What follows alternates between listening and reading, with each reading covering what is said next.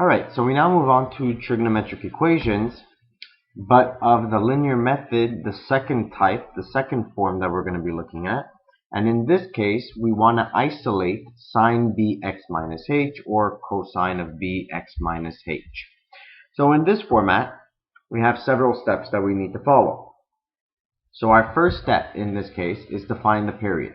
So we need to find the period because this is going to affect our answer in the end.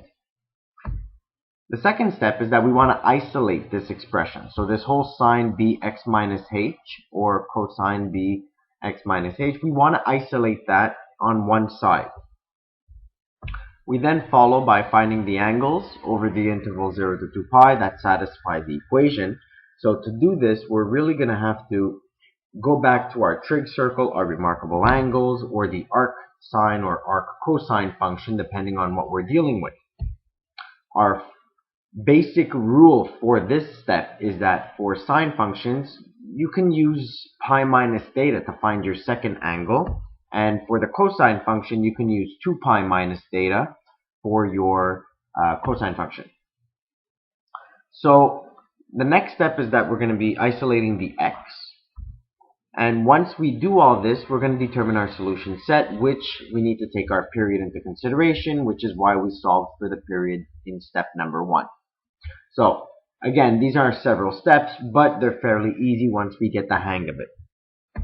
So, let's do an example. So, supposing I have this function, so negative 2 sine pi over 3 x minus 1 plus 1, and I want to find the 0, or when this equation is equal to 0. So, again, my first step is to say, alright, well, what is my period? So, it's 2 pi divided by the absolute value of b, which in this case, 2 pi divided by pi over 3 will give me a period of 6.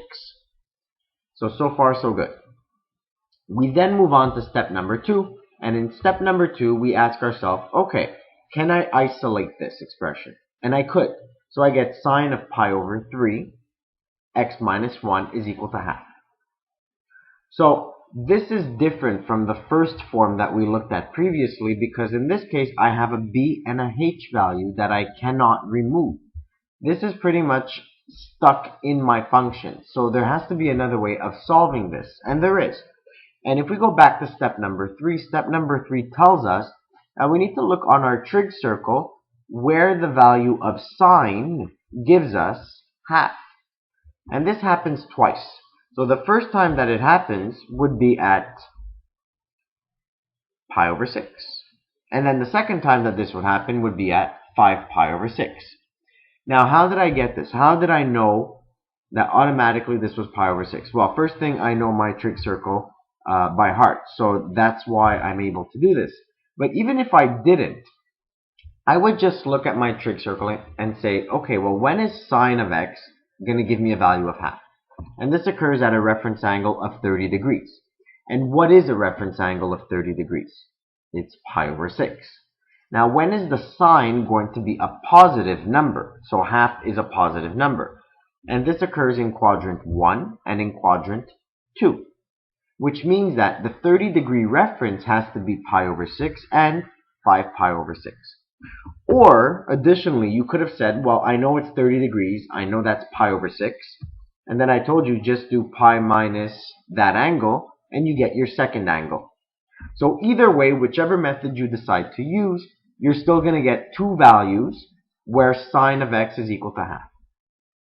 Now in step number 4, we said, alright, so you're going to take those two angles, and you're going to make that bx minus h equal to those two rotations. So by doing this, I got rid of that sine, and I got rid of that half, because I know that that sine of x is equal to half will occur at pi over 6 and 5 pi over 6. Now all I need to do is solve each of these equations for x. So in other words, I'm isolating for x. So I get x minus 1 is equal to 0.5 and x minus 1 is equal to 2.5.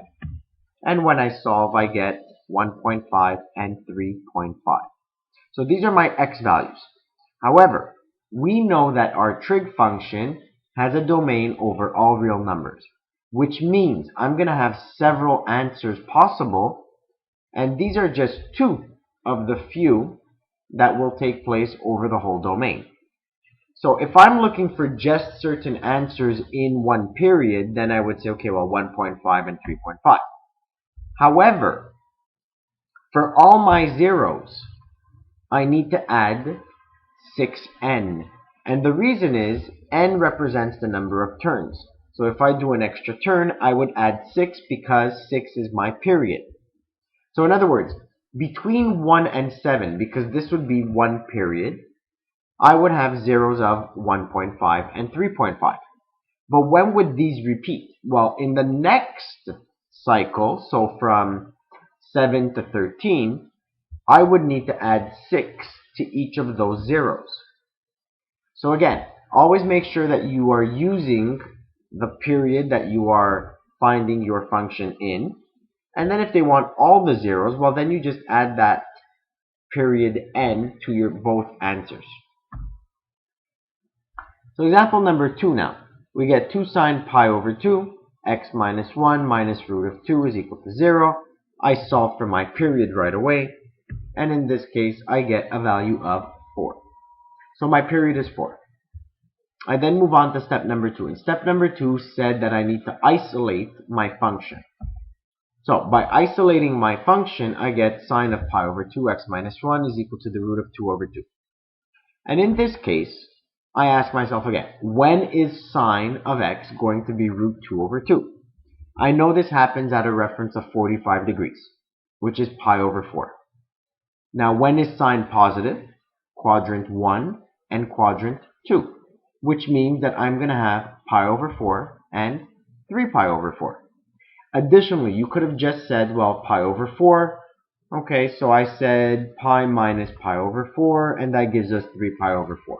So either way, again, you're still going to get those same angle of rotations.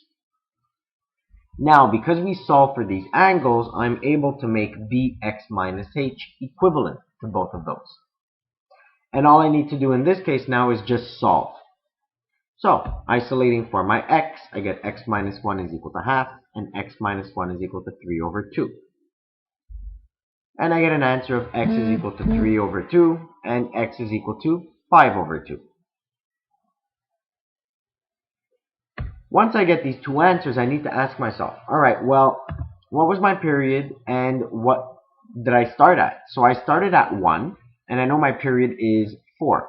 So 1 plus 4 is 5. So my first cycle is going to be from 1 to 5. And my zeros are 3 over 2 and 5 over 2. However, if I want all my zeros, I need to add 4n to each of those answers.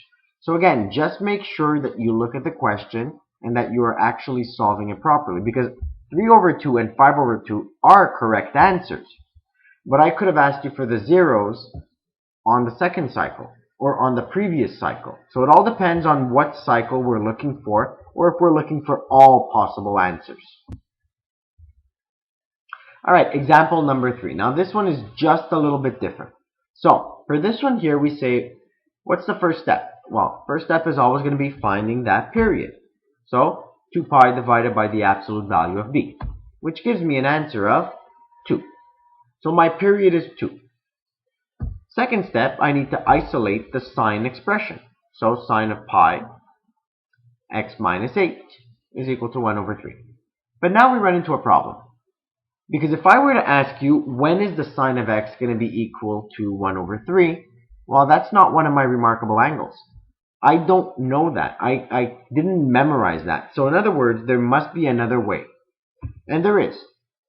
And the proper method would be to take the arc sine of 1 over 3. And once I take the arc sine of 1 over 3, I get a value of 0.34. So this is one angle of rotation in radians. So how would I know what the other one is? Well, again, that same rule I gave us before. Pi minus 0.34, or pi minus theta in this case, is equal to your second angle, which would be 2.8. So I make both of those equivalent to the pi x minus 8, and I solve. Once I solve for both of them, I get values of 8.108 and 8.891.